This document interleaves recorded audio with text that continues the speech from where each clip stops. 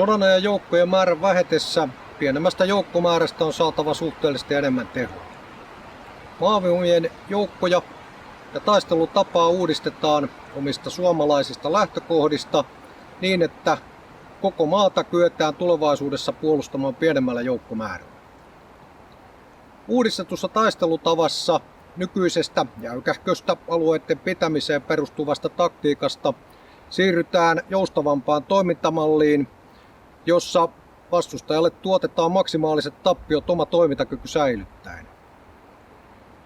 Taistelutapa perustuu perusteelliseen tutkimukseen ja se antaa pohdiskeltavaa jokaiselle sotilaalle jääkäristä kenraaliin.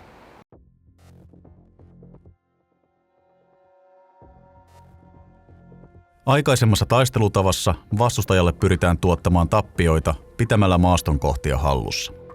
Keskitetysti koossa olevat joukot paljastuvat nykyaikana tiedustelulle ja altistuvat tulivaikutukselle. Joukot voidaan kiertää, eristää ja sitoa taisteluun eri suunnista. Maavoimien vahvuuden pienentyessä ja taistelukentän muuttuessa maavoimien taistelutapa on uudistettava. Aikaisempi taistelutapa ei kaikilta osiltaan vastaa tulevaisuuden haasteisiin. On tarve tehdä uudistus, jolla pärjätään myös tulevaisuudessa. Uudistetussa taistelutavassa joukkoja sekä asejärjestelmiä käytetään joustavasti ja vastustajalle pyritään aiheuttamaan maksimaaliset tappiot oma suorituskyky säilyttäen. Taistelutavassa korostuvat aktiivisuus, aloitteellisuus, liike ja joustavuus. Taistelun valmistautumiseen kuuluvat keskeisesti esteiden rakentaminen, miinoittaminen, linnoittaminen ja oman toiminnan suojaaminen. Joustavan taistelun edellytykset luodaan runsaalla asemien määrällä. Joukoilla on useita asemia, joista pystytään vaikuttamaan vastustajaan tehokkaasti.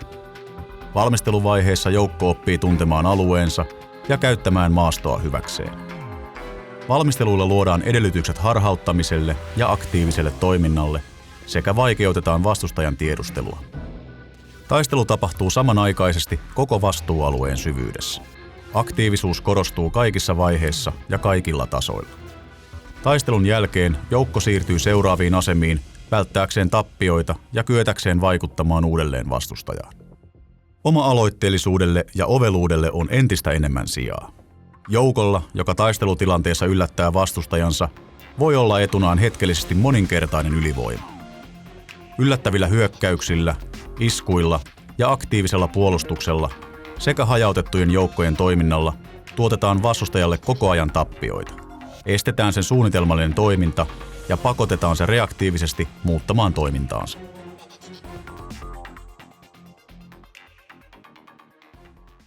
Vastustajan tulivaikutusta pienennetään omien joukkojen liikkeellä, hajauttamalla joukkoja, ryhmitysmuutoksilla, linnoittamisella, harhauttamalla sekä käyttämällä maastoa oikein. Joustavan taistelun edellytykset luodaan valmistelemalla taistelukenttä oman joukon kannalta edullisilla alueilla. Uudet taisteluvälineet kuten lennokit, johtamisvälineet, valvontajärjestelmät, pimeätoimintavälineet ja erilaiset räjähdyspanokset mahdollistavat tehokkaamman vaikuttamisen tappioiden tuottamiseksi ja hyökkääjän pysäyttämiseksi. Oma-aloitteellisuudelle ja oveluudelle on entistä enemmän sijaa. Joukolla, joka taistelutilanteessa yllättää vastustajansa, on hetkellisesti moninkertainen ylivoima. Asejärjestelmiä käytetäänkin siten, että taistelussa yhdistyvät yllätys, kaukaa vaikuttaminen, vastustajan suuret tappiot ja vetäytyminen ennen vastustajan tulen alle jäämistä. Vaikutukseen päästään yllättävällä sulutteiden, epäsuoran tulen ja suoraan ammuntatulen keskitetyllä käytöllä. Joukkojen organisaatiot ovat entistä joustavampia. Yhtenevät rakenteet mahdollistavat monipuolisen käytön. Jotkut pataljonat varustetaan ja koulutetaan taistelemaan hajautetusti, toiset enemmän puolustuksellisesti tai hyökkäävästi. Osa joukoista koulutetaan ja varustetaan Pohjois-Suomen olosuhteisiin. Kaikilla tasoilla johtajalle annetaan toiminnan päämäärä, tehtävä ja resurssit, jonka jälkeen hän päättää, miten toiminta toteutetaan. Johtajilta ja yksittäisiltä sotilailtakin odotetaan rohkeutta, oma-aloitteellisuutta sekä oveluutta. Taistelutavassa keskeistä on, että jokainen ymmärtää oman roolinsa ja merkityksensä osana kokonaisuutta. Uudistetun taistelutavan mahdollistaja on johtamisjärjestelmä, joka viedään ryhmä- ja raskasasetasolle saakka. Ryhmän johtajat varustetaan radioilla ja tilannekuvan mahdollistavilla päätelaitteilla. Näin esimerkiksi joukkueen johtaja voi uusin välineen johtaa ryhmiään reaaliaikaisen tilannekuvan ja paikkatiedon perusteella. Pääosa Maavoimien seuraavien vuosien materiaalihankinnoista liittyy uudistettuun taistelutapaan. Johtamisjärjestelmien lisäksi muun muassa kenttätykistön ja raskaan granaatinheittimistön tuliyksiköitä varustetaan asekohtaisilla päätelaitteilla, jotka mahdollistavat hajautetun tuliasematoiminnan ja siten paremman suojan. Joukkojen suojaa parannetaan myös suojaelementeillä, valelaitteilla sekä naamioverkoilla. Tiedustelu- ja valvontakykyä parannetaan lennokkijärjestelmillä, maalinosoitusjärjestelmillä ja pimeätoimintavälineillä. Huoltojärjestelmä rakennetaan siten, että se mahdollistaa joukkojen nykyistä hajautetumman toiminnan. Myös joukkojen kokoonpanoja tarkistetaan. Kokeilukokoonpanoissa on jalkaväkiryhmän vahvuus kasvatettu 9 sotilaaseen. Ryhmä voi jakautua 3 taistelijan partioihin. Ryhmän aseistukseen kuuluu 2 kevyttä konekivääriä ja tarkkuuskivääri sekä kertasinkoja ja viuhkapanoksia.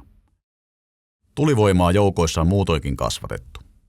Komppanian kokoonpanoon kuuluu muun muassa lähipanssarintorjuntaohjusryhmä ja 3-putkinen kevyt granaatinheitin joukkue. Pääosa alueellisista joukoista organisoidaan pataljonan ja patteriston taisteluosastoiksi. Itsenäiseen toimintaan kykenevällä taisteluosastolla on 12 raskasta granaatinheitintä ja 18 kenttätykkiä. Pääosassa pataljoonista on 4 komppaniaa ja komppanian sisällä 4 jääkärijoukkuetta. Alueellisilla taisteluosastoilla ja pataljoonilla on hyvä lähitaistelukyky, kyky torjua panssarivaunuja ja vahva epäsuora tulivoima. Taisteluosastoja tuetaan lisäksi ylemmän johtoportaan joukkojen tulella.